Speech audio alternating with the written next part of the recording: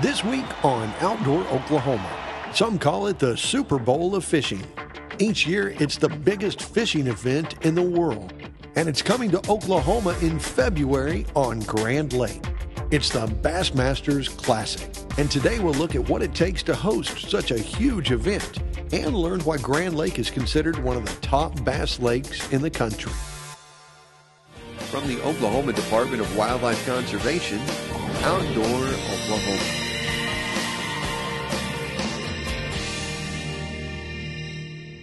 Hello and welcome to Outdoor Oklahoma. I'm Todd Craighead. The Bassmaster Classic is easily the biggest fishing event in the world, and it's coming to Tulsa and Grand Lake February 22nd. Now, I can't understate how huge this entire event's going to be. All the legendary pros will be there, including some of our own Oklahomans that are considered to be real contenders to win it all this year. Today, we're going to give you a taste of what you can expect as we visit with some of the key players surrounding the event. We'll also do a little bass fishing on Grand Lake ourselves.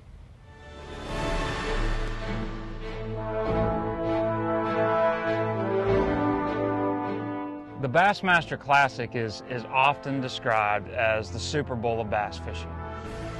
It really is the top prize in professional bass fishing. It's the tournament that can make you as an angler a superstar overnight.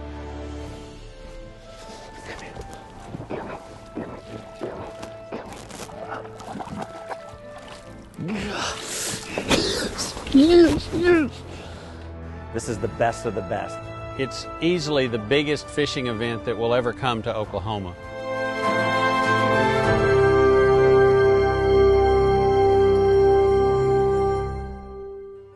The Tulsa Sports Commission, the Tulsa Chamber, and the Grand Lake Association put a bid package together for BASS to evaluate. We were one of many cities that were competing to host the event in 2013.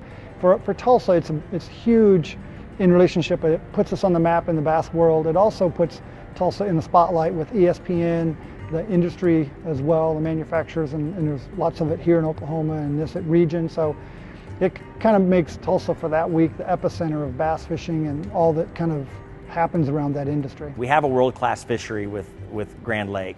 We also have world-class facilities in the new BOK Center. It's one of the top 10 arenas in the world. We have an enormous civic center that's immediately adjacent to the BOK Center. And we've never been this far west for the Classic. And we know we were on Texoma in 1979. Hank Parker won that one, but that was back in the day when we were weighing in on the front of a boat. So when you talk about the modern era of the Classic with the indoor weigh-in, the indoor convention center, you know, this is new. The farthest west prior really was Shreveport. So now we're coming even further west. We're going to reach a lot more fans. And some fans that actually have a lot of history with bass, with the Bass Club here being one of the first bass clubs to really get things going with Ray Scott back in the 60s. Tulsa, Oklahoma is rich with the bass fishing industry, and it's a lifestyle. It's what people do on the weekend. So there's always been fan interest in this part of the country on bass fishing, but we were never in a position to host the event, largely because it requires so much infrastructure. And what I mean by that is, not only do you need a great fishery like Grand Lake, but you also need an adequate weigh-in arena that can seat 15,000 people.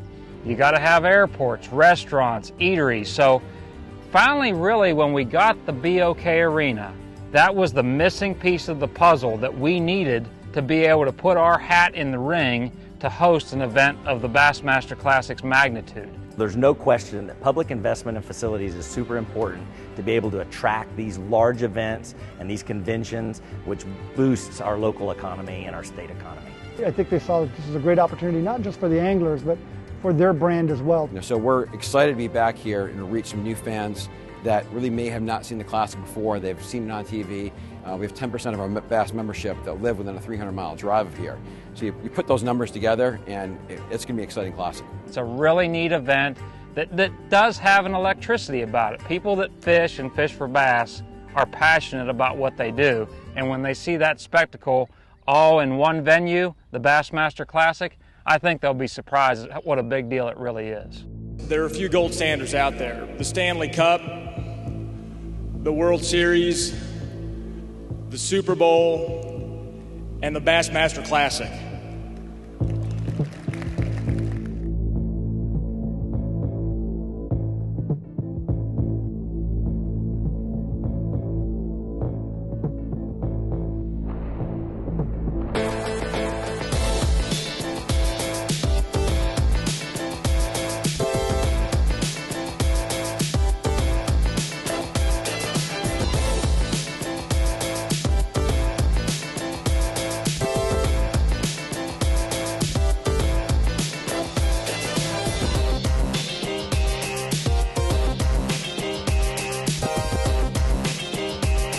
Come here, come here, come here, come here!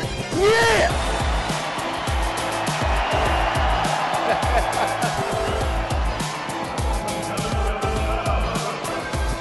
16 pounds, 4 ounces, a brand new leader.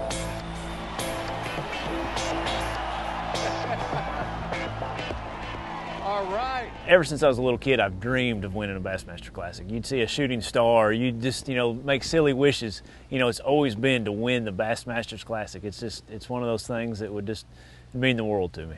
And what it means to an angler is it means his career. If you don't make the Classic, say 3 out of 5 years, you might ought to take up another profession.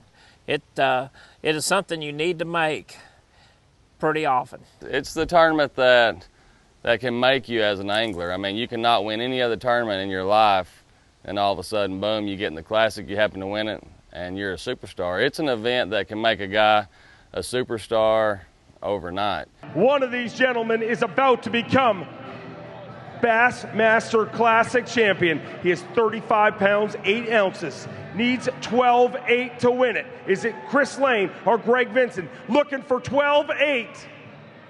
15 pounds, 14 ounces. It is now victory lane. But man, to win that thing, there's nothing better in the world. $500,000 right there on the spot. A trophy that will be yours for the rest of your life, to win the Bassmaster Classic. And then all the endorsements, all the travel, all the other things that go along with it. It truly would be a phenomenal blessing, and it's just the biggest thing in bass fishing. It would be a life-changing deal maybe if you won the Classic. I've been second twice. Didn't change my life at all, made it miserable for a month or two. But I believe you need to win it, and that's one of my goals before I retire is to win the Classic. So, I'm going to be after him. It's here in Oklahoma. It's at Grand Lake. It's the best chance I can think of. That's a pretty typical bank we're on here, Alan. A lot of rocks. Right now we're fishing a real shallow rocky flat. A lot of the rocks are the size of a baseball, maybe a softball. This lake does fluctuate quite a bit over the course of a year's time. Some of that on purpose, the way that the Grand River Dam Authority operates the lake for hydropower, but partly because it's a flood control reservoir too. It drains such a huge area. When we get big rains up in Kansas and Missouri, this is one of the first lakes on the system, and they have to hold a lot of that water back, and so the lake does go up and down quite a bit as a result of that.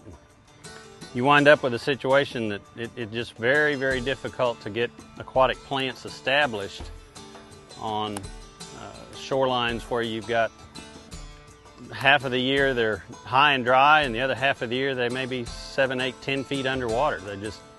Plants just don't tolerate those kind of conditions very well.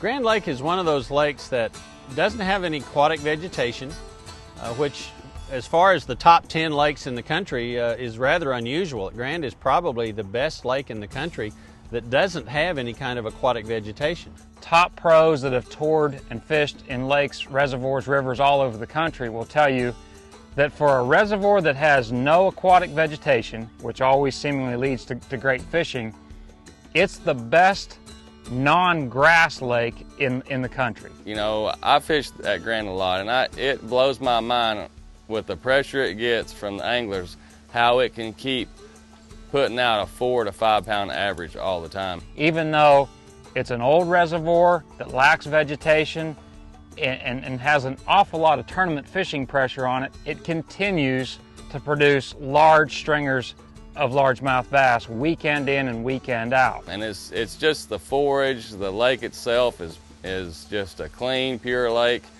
It's real fertile, and the lake's been good for as long as I've been fishing there, and that's why I enjoy fishing there so much. Is you go up there and you don't worry about catching a lot of little fish and stuff like that. You go for the big ones, and Grand Lake, it offers that, and it has for a long time, and I see in the future it being the same. Grand is considered one of the top, maybe top 10 fisheries in the entire country. A lot of the professional fishermen that fish all around the country and fish all different kinds of lakes will tell you that Grand Lake is one of those places where the fishing is very consistent. They always catch fish, they catch good quality fish, and it's a place that a lot of them really like to come to because the the fishing is so good, and it really speaks very well, I think, of Oklahoma fisheries, that Grand Lake has put us on the map to bring the Classic here in 2013. Oh, there's a fish. Yes, sir. Look at, he's a jumper. Whoa! Here, jump back here and get him wet. You threw him one of those gizzard shad imitators and he went for it. He did. Old spinnerbait. Take that spinnerbait. Come here, buddy. It's a very rich, nutrient-filled lake. It's a very productive system, lots of shad, and that translates into lots of food for the bass and the other predator species. So the whole system is really very productive. He's certainly a legal keeper too. That is. Minimum length limit's 14 inches here. I'd be happy with a couple of these in a tournament. The Bassmaster Classic is known as the Super Bowl of fishing, and to have that tournament come to Grand Lake is going to have just a huge impact on this area. Grand Lake is already known as a great fishing destination. We were ranked as one of the top bass fishing fisheries in the country. And to have the Classic here, we're going to be talking about millions of people that are going to be learning about Grand Lake. Putting the Grand Lake area on the map, I think will do a really good job of giving a shot in the arm to the tourism industry in the Grove, the Grand Lake area. Really get a lot of people excited about coming here to go fishing. BASS has done a number of economic studies over the years to show what their tournaments bring into the local economy. And it's unbelievable amounts of money. People can't kind of wrap their heads around the fact that a bass tournament might be worth $1 million to the local economy. We're getting phone calls from around the country of people that want to come to Grand Lake, and so from that perspective, they're going to bring their families, their finances, they're going to buy gas, they're going to shop, they're going to eat here around Grand Lake, and so as far as an economy goes, that's having a big impact. We think that we'll book somewhere in the neighborhood of 20,000 hotel room nights during the course of this week. They come in on a Saturday and they don't leave till the following Monday or Tuesday on the operations perspective. The people will drive in, so people will be buying fuel, so people bring their boats that'll want to be on the lake. There's people that will come and just shop. It's an enormous asset for not only the city of Tulsa and for the city of Grove to be able to host this event, but really for our state. There'll be over 15 hours of national media attention on ESPN and ESPN2, coverage all over about Grand Lake of the Cherokees, the weigh-in here in Tulsa, Oklahoma. So it's an enormous economic development tool and opportunity and tourism tool to let people across the nation see what kind of fisheries we have in our state. If you enjoy fishing at all, well, you really owe it to yourself and your family to attend at least part of the Classic when it's here, February 22nd through the 24th.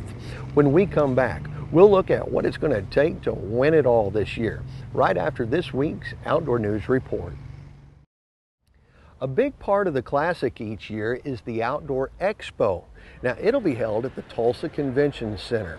It's predicted to attract over 100,000 people, which makes it easily the biggest fishing expo of its kind in the world. And it's absolutely free. Now we're going to talk about lure choice and strategies that the pros will likely use during the Bassmaster Classic on Grand Lake.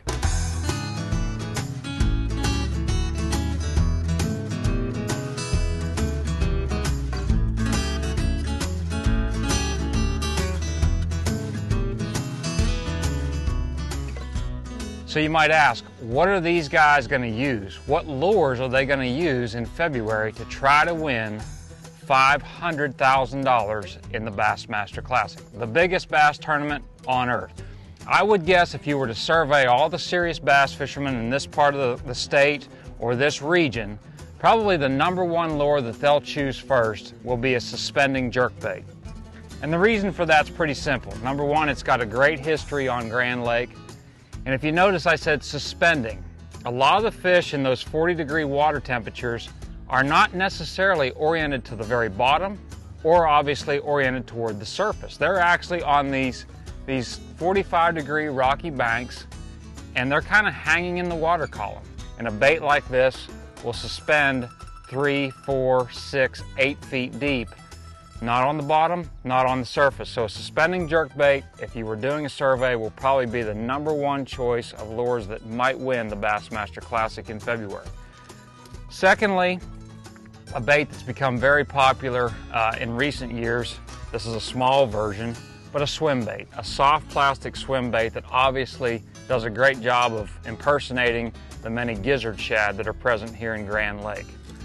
Third, for those fish that are still deep on the very bottom of the lake, say in 12, 14, 16 feet of water, a deep diving crankbait such as this. For the fish that haven't yet started to make their progression to those spawning grounds and are still deep, a deep diving crankbait could be a factor. Another lure that should certainly be a factor and highly popular in February with cold water, the fish are still lethargic. They want something that moves slow, perhaps a jig, moving slowly along the bottom. These pros will cast it out and drag it real slowly, and in that case they're impersonating a crawfish essentially. A real popular color here on Grand Lake, peanut butter and jelly, that's what we call that color, and certainly it's real popular here on Grand Lake. And then lastly, the tried and true spinnerbait. A lot of 3 and 4 pound largemouth have fallen victim to a spinnerbait on Grand Lake. Been around for years. Don Butler, who's an iconic name in this part of the country, the first member of Bass, helped make spinnerbaits famous all over the country, and certainly a spinnerbait could be a big factor in the 2013 Bassmaster Classic here on Grand Lake. It's no secret that everybody's going to be throwing a jerkbait. A jerkbait, a jig, a biffle bug, and a slow rolling spinnerbait is going to be what wins the Classic. And I believe a jerkbait, you know, like an Excalibur erratic shad, that's going to be a really predominant pattern. You know, jerking out over points, off bluff ends, that is probably going to be the most predominant pattern. Grand Lake is so good. You're going to have guys come in and fish a jig that like to fish a jig, and they're going to catch them. You're going to have guys that come in and fish swim baits. They're going to catch them. You're just going to have to get out there and look for them and figure them out, see how deep they are, and fish hard and fish slow.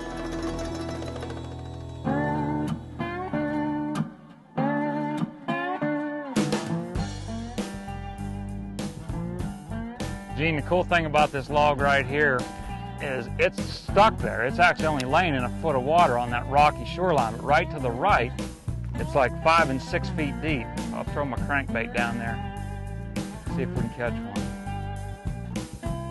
Sure enough, buddy, there he is. There he is, Gino. Hey, I got one too. Buddy, he's fighting. Comes the net. He's a good one, Gene. Wait a minute. Yours is green, mine's gray. He's going to jump. I got a drum. Oh, that's a good one. Let me get the net out. You want to land your drum? I'm going to land this largemouth, buddy. All right. Without getting treble hooks in my finger, because he's hooked. And Gene, that right there, buddy, that's a pretty representative sample of a Grand Lake largemouth. I'm going to guess right around 3.5 pounds. Yep. He's a little beat up, but still plenty aggressive. The cool thing about this fish was he was laying right next to a giant lay-down log in the water that we actually had disturbed when we came in here initially. But that's you know, the Grand Lake tournaments up here typically are won with about 20 pounds or so. Right. 5 of those, that's exactly what you got. Okay, well, let's let this big dude go. He's beat up enough. There you go, buddy. Catch the big one. I think Grand will live up to its reputation. These guys are truly the best in the world. That's why they're fishing in the Bassmaster Classic. And even if the water is 39 or 40 degrees, I can assure you they'll catch them. They are all expecting it to be one of the best classics just for the fact that it's in Oklahoma, the first time we've ever had one here. They expect that outdoor show to be absolutely phenomenal. We expect to fill up the BOK Center for 3 weigh-ins. We'll have the largest outdoor show in the history of the Bassmaster Classic in our convention center. So it'll be a really tremendous draw.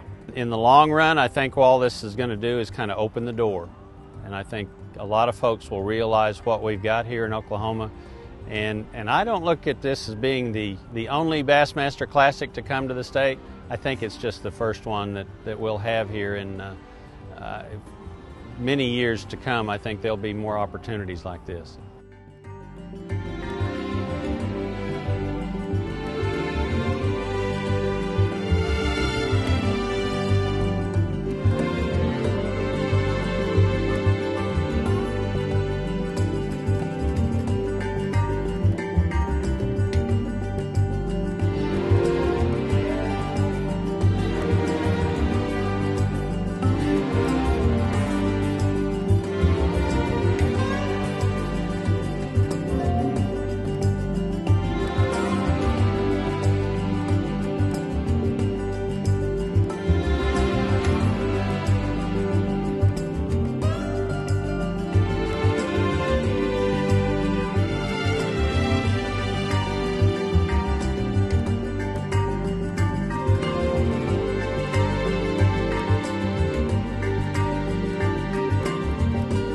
Well, I for one am excited about the Bassmaster Classic finally coming to Oklahoma, and you can bet I'll be there taking it all in. I hope that you'll plan to join us and attend this historic event. You can find out more about the Bassmaster Classic and all your other outdoor related news by friending us on Facebook. For all of us at your wildlife department, I'm Todd Craighead, and we'll see you right here next time on Outdoor Oklahoma.